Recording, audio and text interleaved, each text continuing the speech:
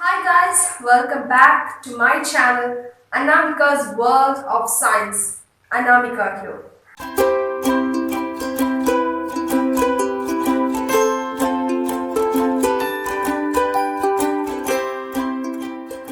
Thank you so much for all your love. As you all know, I have reached 100 subscribers and I need your support till the end of this class. So as a reward for you, from this section onwards, I will be giving something special.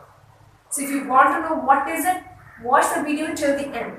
And if you're watching my channel for the first time, do like, share and subscribe to my channel and press the bell icon so you won't miss another update from Anamika's World of Science. So in this video, we are going to discuss about chordate animals. That is the animals which having chordate characters. So let's go to the discussion. Today we are going to study about phylum Chordata. So this is a very diverse class of organisms which they are the animals which having chordate characters. That is the basics. First one is a phylum Hemichordata. They doesn't belong on either phylums. Their general characteristic is they're solitary and colonial, mostly tuberculous, exclusively marine. They have soft body, they are fragile, vermiform type and divisible into proboscis, collar and trunk. Body wall with a single layered epidermis. Coelom, enterocoelous, divisible into protocoel, mesocoel and metacoel. Buccal diverticulum, earlier considered as notochord, present in the proboscis. The digestive tract is complete in the form of straight or U-shaped tubes. Gill slits are present. When they are present, they are paired and one to numerous. Excretion by a single glomerulus situated in the proboscis.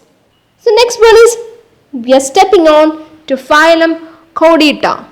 They are the most complex organisms in our earth.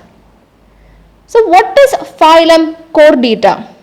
The Chordata is the animal phylum with which everyone is mostly familiar since it includes humans and other vertebrates. Not all chordates are vertebrates, but all vertebrates are chordates.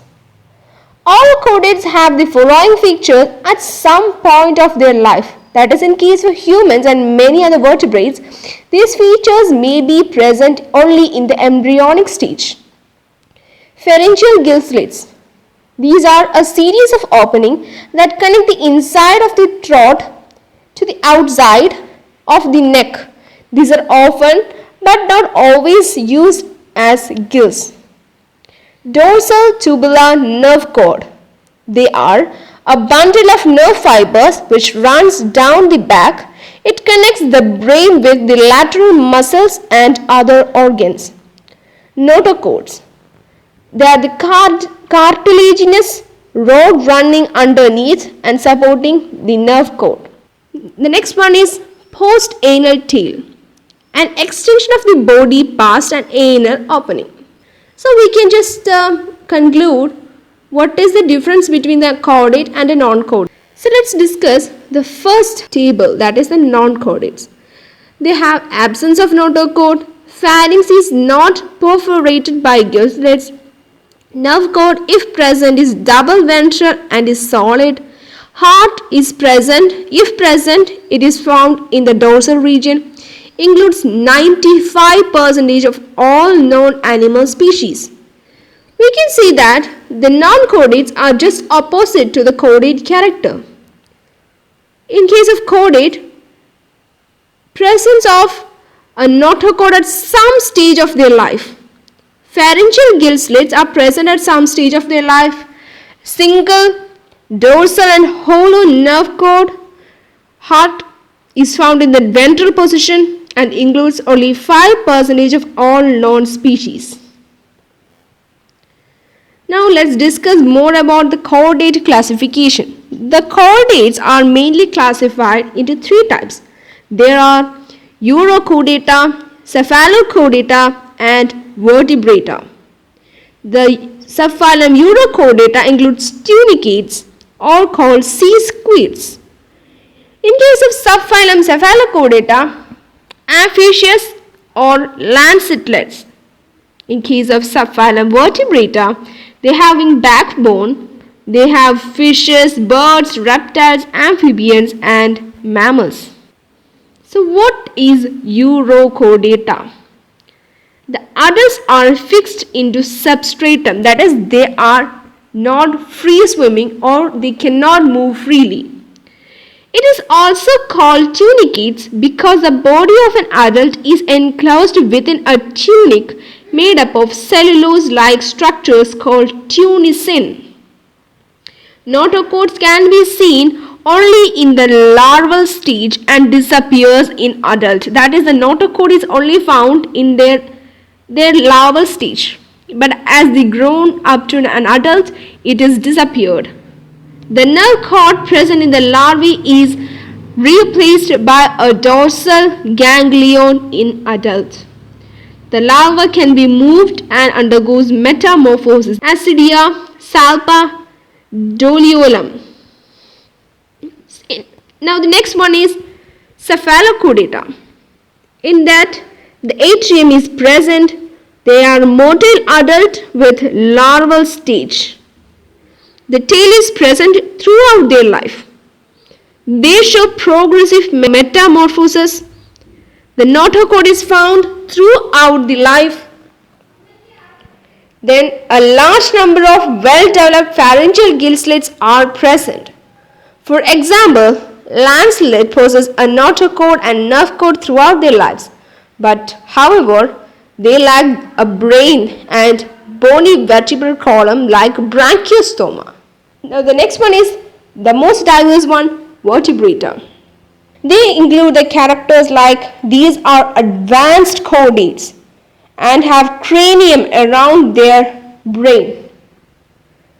The notochord is replaced by a vertebral column in adults. That is why it is said that all vertebrates are chordates, but all chordates are not vertebrates. A high degree of cephalization is observed. The epidermis is multi-layer. They consist of three types of muscles: striped, unstriped, and cardiac. They have a well-developed coelom, that is their eucoeloms. The alimentary canal is complete. The heart is 3-chambered or 4-chambered. They have a well-developed respiratory and excretory organ. Endocrine gland is present. They are unicellular and they produce sexually. Hackfams are exceptions. Subphylum Vertebrata is again classified into 7 classes, that are Cyclostoma, Chondrichthyes, Osteichthyes, Amphibia, Reptilia, Aves, and Mammalia. In case of a Vertebrata, the division comes into 2, that is Agnatha and Gnathostomata. The Agnatha are division of organism which lack jaw. The only class present in Agnatha is Cyclostoma. They are containing an organism called jawless fish.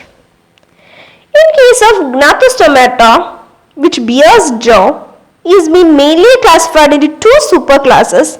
One is Pisces and the second one is Tetrapoda.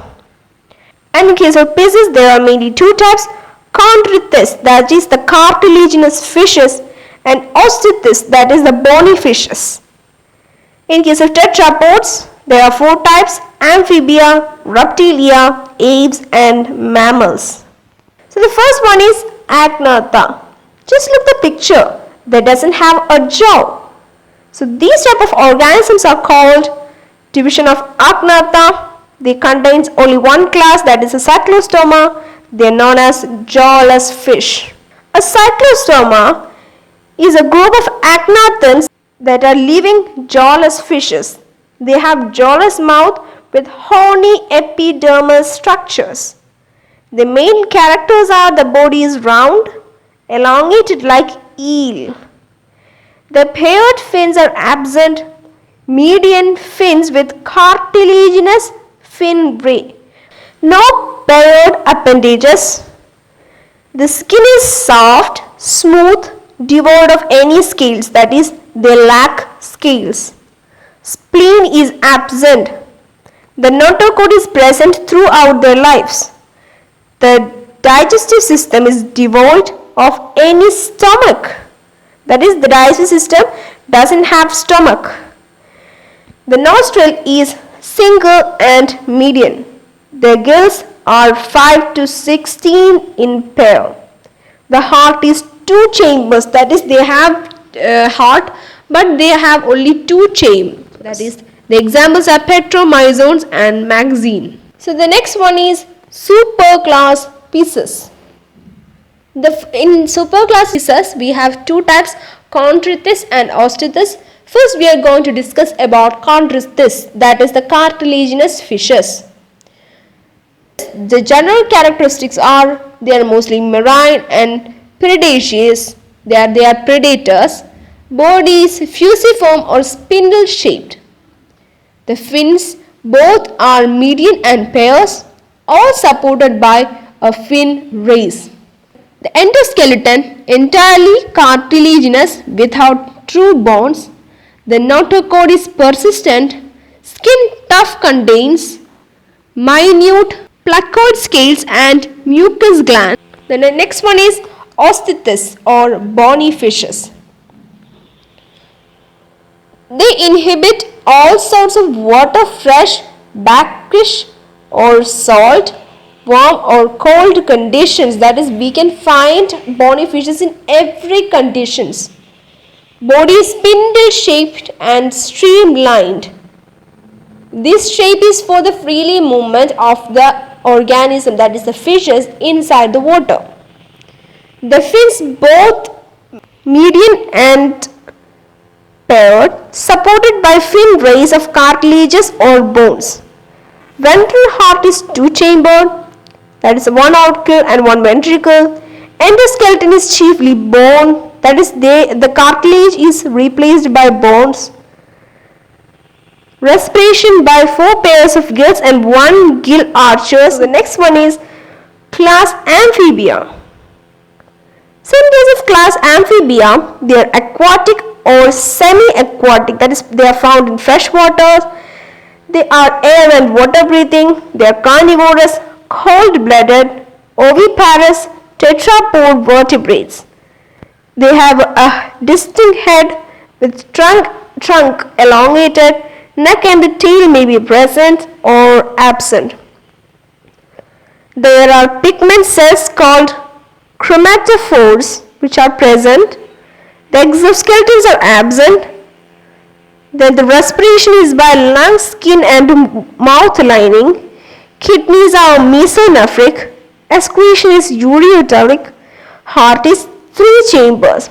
So there comes a difference from 1 auricle and 1 ventricle to 2 auricles and 1 ventricle, which is a total of 3-chambered. Class Reptilia. They are predominantly terrestrial. They are creeping and burrowing. Body is bilaterally symmetrical and divisible into 4 regions: head, neck, trunk and tail. Limb has 2 pairs, pentadactyl. The heart is usually 3-chambered or 4-chambered. The only 4-chambered animal is crocodile, and the rest of them are 3-chambered. They have a dry skin, commified and devoid of glands. They doesn't have any glands. Alimentary canal terminates into a cloacal aperture. Next is class Aves. They have a feather-clad, air-breathing, warm-blooded, oviparous, bipedal, flying vertebrates. Limbs are of 2 pairs. Exoskeleton is epidermal and horny. Body temperature is regular. Such organisms are called homeothermal. Skin is dry and devoid of glands except for oil or preen gland, which is found at the root of the tail. Pectoral muscles of flies are well developed, skull is smooth and monocondyle bearing a single occipital contact. Cranium is large and dome-shaped. Sutures are indistinct. Vertebral column is short. Centra of vertebrae heterocoelous, that is, they are saddle-shaped. Sternum is large, usually with a vertical mid-ventral keel for attachment of large flight muscles. Both clavids and single interclavicules fuses to form a V-shaped bone called furcula wishbone. Before I go to the next section, I would like to share a wishbone myth, that is the myth behind a wishbone. In ancient Rome's, they believed that the chicken bones held the power of good fortune. When two people pulled apart a wishbone, the person left with the larger pieces got good luck or their wishes granted. I don't know how true it is as mammalia. The characters are mostly terrestrial, air-breathing, warm-blooded, viviparous, tetrapod vertebrates. Limb has two parts, pentadactyl, which having 5 or fewer digits. Hind limbs are absent in Cetaceous and Sirenius. The exoskeleton includes lifeless, horny, epidermal hairs, spines, scales, then claws, nails, hooves, horns, bones, dermal plates, etc. The skin is richly glandular, contains sweat, sebaceous glands and sometimes set glands in both the sexes. Females also have mammary glands with teeth to produce milk for sucking for the younger babies. In case of teeth, the mammals possess 3 types of or the several types of teeth are being expressed. The first one is the heterodont, that is the teeth which produces several types. We know there are different types of teeth like incisors are there, molars are there, premolars are there. Such are different types which is known as the heterodont. Our teeth is being fixed into sockets.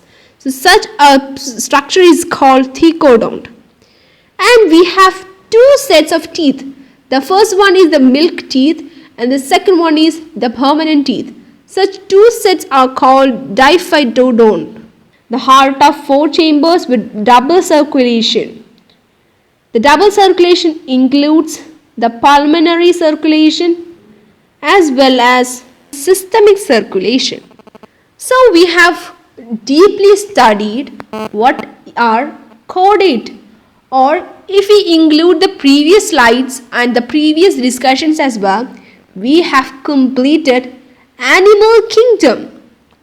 Yes, we have completed animal kingdom which includes non-chordates and chordates. But we need some methods so that we can easily study these portions very simply. So I will be now providing some easy techniques so that you can study the animal kingdom very easily. So the first method for studying the animal kingdom is making mnemonics. Their organization of animal phylums. Method of such a study is that we should organize the animal phylums into 9 common phyla. That is Porifera, Cnidaria, Platyhelminthes, Nematoda and Mollusca, Annelida, Arthropoda, Echinodermata and Chordata. All memorize all the 30. We have 30 phyla. Create a funny or interesting sentences that you can easily remember using the first letters of each phylum names. For example, I have studied this method. Prince Charlie plays needless music and always eats cucumber. This is my technique. In there, Prince, the first letter P stands for Porifera. Charles, the C stands for Cnidaria. Place, the P stands for Platyhelminthes. Needless, N stands for Nematoda. Music, M stands for Mollusca. The ant, A stands for Annelida. Again A stands for Arthropoda. Eats, E stands for Echinodermata, and cucumbers, C stands for Chordata. But the drawback is you should at least know all the names so that you can easily remember it. The next one is creating a flashcard. Flashcards can be especially helpful in remembering certain characters of the animal grouped into phyla. Paste the photocopies of animals that is best represent the phyla on one side of the card. Then list the most important aspect of the phyla on the other side. For example, we need to study Porifera. So use sponge as an example, which contains, we should write the most wanted information and practice with the flashcard until you can recall the names. You can create such cards if you have a computer or phone with internet connection, or downloaded images, or with hard images, that is the pictures we can buy from the stores. If you have sketches and some glues, you can create such wonderful flashcards. The next one is online games. We all love online games, right? But we can learn something with the help of the online games. Find an online game that features phyla memorizing tricks. Answer the questions within the time limit and the game as many times as possible to learn the phyla. But remember, take break from the game to reread the section of a book and refresh your memory. Write down the question if you don't know the answer and look them up to the book. Also create online phyla games of your own with questions specific to their classes. I'll be suggesting 2 such applications. They are BrainPop or Animal Kingdom Quiz. You can use these quiz options if you are interested.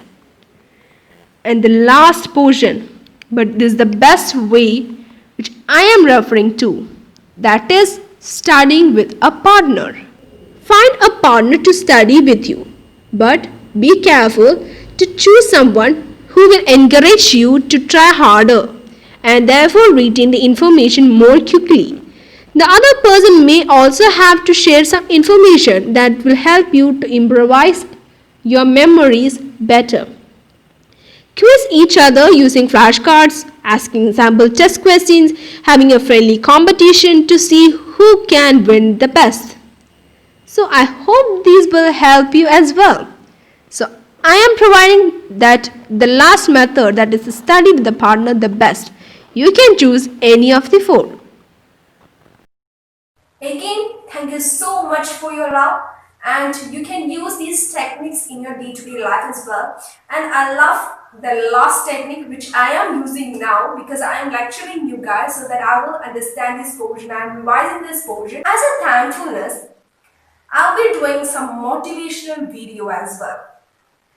I will continue my science lecturing or science discussion section, but in the meanwhile, I will be giving you some motivational speaks about motivational talkers, personalities like there are actors, there are modelers, there are cricketers, there are personal speakers, motivational speaking sections. So stay tuned in that motivational speaks as well because it will be helping you to rejoin your career life. So, thank you so much for watching.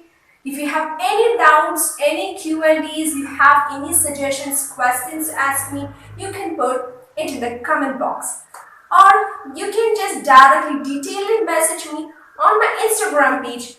My Instagram page ID is @krish122000. So follow me there as well because I will do some funny videos there as well.